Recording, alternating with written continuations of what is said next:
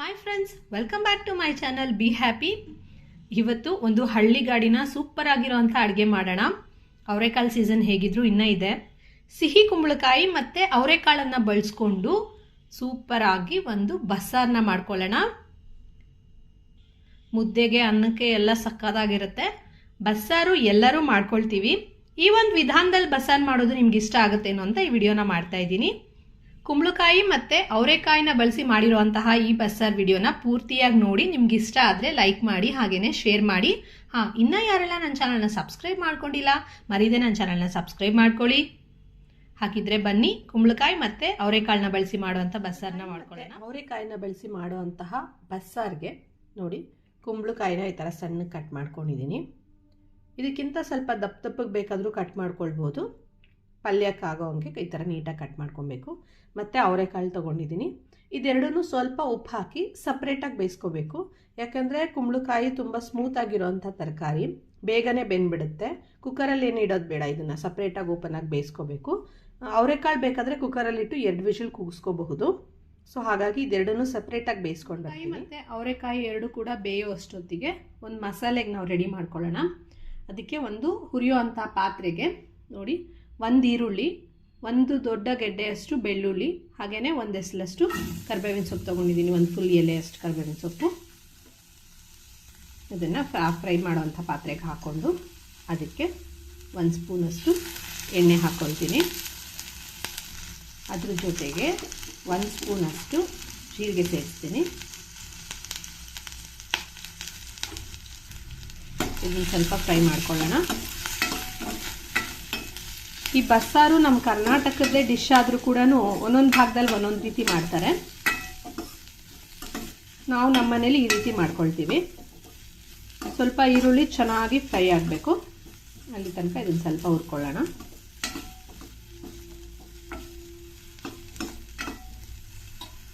ಈರುಳ್ಳಿ ಬೆಳ್ಳುಳ್ಳಿ ಎಲ್ಲ ನೋಡಿ ಚೆನ್ನಾಗಿ ಫ್ರೈ ಆಗಿದೆ.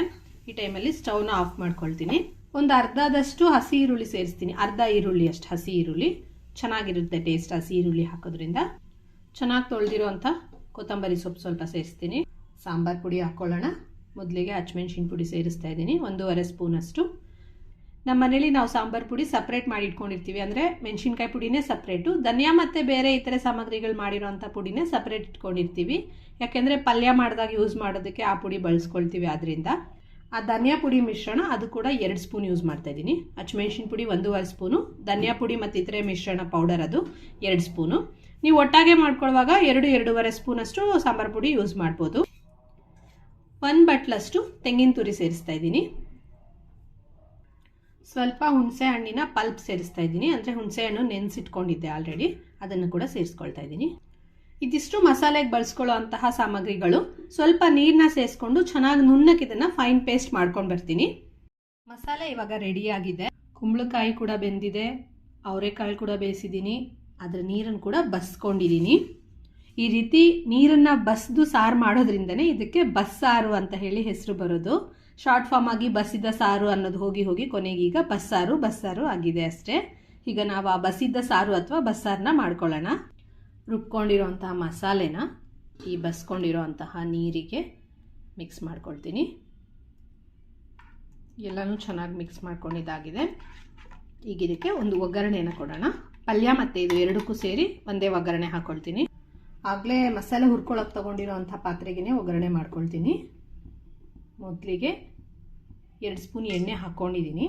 ಅದು ಸ್ವಲ್ಪ ಬಿಸಿ ಆಗ್ತಿದ್ದ ಹಾಗೆ ಅದಕ್ಕೆ 1 ಸ್ಮಾಲ್ ಸ್ಪೂನ್, ಚಿಕ್ಕ ಸ್ಪೂನಲ್ಲಿ 1 ಸ್ಪೂನಷ್ಟು ಹಿಂಗನ್ನ ಸೇರಿಸ್ತೀನಿ. ಎಣ್ಣೆಗೆ ಡೈರೆಕ್ಟಾಗಿ ಹಿಂಗೆ ಹಾಕೋದ್ರಿಂದ ಅದು ಚೆನ್ನಾಗಿ ಎಣ್ಣೆಯಲ್ಲಿ ಬೆರೆತು ಪರಿಮಳ ಚೆನ್ನಾಗಿ ಮಾಡೋ ಅಂಥ ಡಿಶ್ ಪೂರ್ತಿ ಹರಡ್ಕೊಳ್ಳುತ್ತೆ. 1 ಸ್ಪೂನಷ್ಟು ಸಾಸಿವೆ ಸೇರಿಸ್ತೀನಿ. ಸಣ್ಣ ಕಟ್ ಮಾಡ್ಕೊಂಡಿರೋಂತಹ 3 ಈರುಳ್ಳಿ ತೊಗೊಂಡಿದ್ದೀನಿ. ಒಂದು 4 ಒಣಮೆಣಸಿನ್ಕಾಯಿ, ಸ್ವಲ್ಪ ಕರಿಬೇವಿನ ಸೊಪ್ಪು, 3 ಸೇರಿಸ್ಕೊಳ್ತೀನಿ.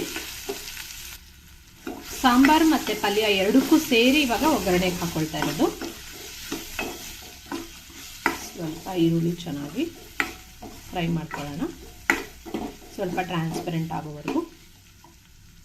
ಈ ಒಗ್ಗರಣೆ ಸ್ವಲ್ಪ ಮಕ್ಕೊಳ್ಳೋದ್ರೊಳಗಡೆ ಇನ್ನೊಂದು ಸ್ಟವ್ ಮೇಲೆ ಸಾಂಬಾರನ್ನ ಇಟ್ಟಿದ್ದೀನಿ. ಇದಕ್ಕೆ ರುಚಿಗೆ ಅಗತ್ಯ ಇರೋಷ್ಟು ಉಪ್ಪನ್ನ ಸೇರಿಸ್ತೀನಿ. ಆಲ್ರೆಡಿ ನಾವು ಉಪ್ಪು ಹಾಕಿದ್ದೀವಿ, ಕುಂಬಳಕಾಯಿಗೂ ಸ್ವಲ್ಪ ಸೇರಿಸಿದ್ದೀನಿ, ಹಾಗೆಯೇ ಅವರೆಕಾಳು ಕೂಡ ಸೇರಿಸಿದ್ದೀನಿ. ನೋಡಿಕೊಂಡು ಉಪ್ಪನ್ನ ಹಾಕ್ಕೊಳ್ಳೋಣ. ಇದು ಸ್ವಲ್ಪ ಚೆನ್ನಾಗಿ ಕುದೀಲಿ. ಈರುಳ್ಳಿ ಸ್ವಲ್ಪ ಟ್ರಾನ್ಸ್ಪರೆಂಟ್ ಆಗಿದೆ. ಈಗ ಇದಕ್ಕೆ ತೆಂಗಿನ ತುರಿನ ಸೇರಿಸ್ತಾ ಇದ್ದೀನಿ. ತೆಂಗಿನ ತುರಿ ಆಪ್ಷನಲ್, ನಿಮ್ಗೆ ಇಷ್ಟ ಆದರೆ ನೀವು ಸೇರಿಸ್ಕೋಬೋದು, ಇಲ್ಲಾಂದರೆ ಇದು ಸ್ಕಿಪ್ ಮಾಡ್ಬೋದು. ಬಟ್ ಪಲ್ಯದಲ್ಲಿ ತೆಂಗಿನ ತುರಿ ಇದ್ದರೆ ತುಂಬಾ ಚೆನ್ನಾಗಿರುತ್ತೆ ಟೇಸ್ಟು. ನಮ್ಮನೇಲಿ ಎಲ್ಲದಕ್ಕೂ ಸ್ವಲ್ಪ ತೆಂಗಿನ ತುರಿ ಸೇರಿಸ್ತೀವಿ. ಇದನ್ನು ಕೂಡ ಸ್ವಲ್ಪ ಚೆನ್ನಾಗಿ ಮಿಕ್ಸ್ ಮಾಡ್ಕೊಳ್ಳೋಣ.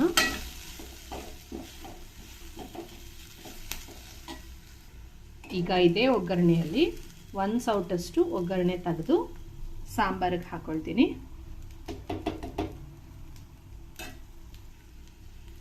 ಇದಕ್ಕೆ ಇವಾಗ ಬೇಯಿಸಿರೋಂತಹ ಅವರೆಕಾಳು ಹಾಗೆಯೇ ಬೆಂದಿರೋಂತಹ ಕುಂಬಳಕಾಯಿನ ಸೇರಿಸ್ತಾ ಇದ್ದೀನಿ.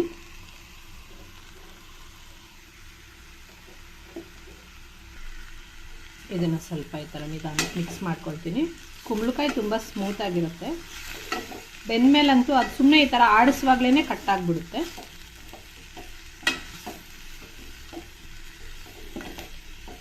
ಮೇಲೆ ಇದಕ್ಕೆ ಸ್ವಲ್ಪ ಕೊತ್ತಂಬರಿ ಸೊಪ್ಪನ್ನ ಹಾಕ್ಕೊಳ್ಳೋಣ.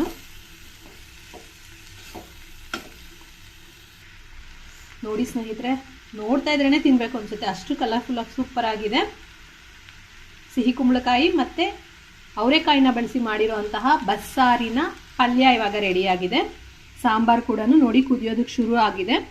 ಇದು ಕುದೀತಾ ಇದ್ದ ಹಾಗೆ ಸಾಂಬಾರು ಕೂಡ ರೆಡಿ ಆಗುತ್ತೆ. ನೀವು ಕೂಡ ಈ ಥರ ಒಂದ್ಸಲಿ ಸಿಹಿ ಕುಂಬಳಕಾಯಿ ಮತ್ತು ಅವರೆಕಾಳು ಸೀಸನಲ್ಲಿ ಅವರೆಕಾಯಿನ ಬಳಸಿ ಬಸ್ಸಾರನ್ನ ಮಾಡ್ಕೊಳ್ಳಿ. ರುಚಿ ನಿಮಗೆ ಇಷ್ಟ ಆಯ್ತಾ ಇಲ್ವಾ, ಹೇಗಿತ್ತು ಅಂತ ಕಮೆಂಟ್ ಬಾಕ್ಸಲ್ಲಿ ಕಮೆಂಟ್ ಮಾಡೋದನ್ನ ಮರಿಬೇಡಿ. ಮತ್ತೆ ಇನ್ನೊಂದು ರೆಸಿಪಿ ಜೊತೆ ಸಿಗ್ತೀನಿ. ಅಲ್ಲಿ ತನಕ ಬಾಯ್.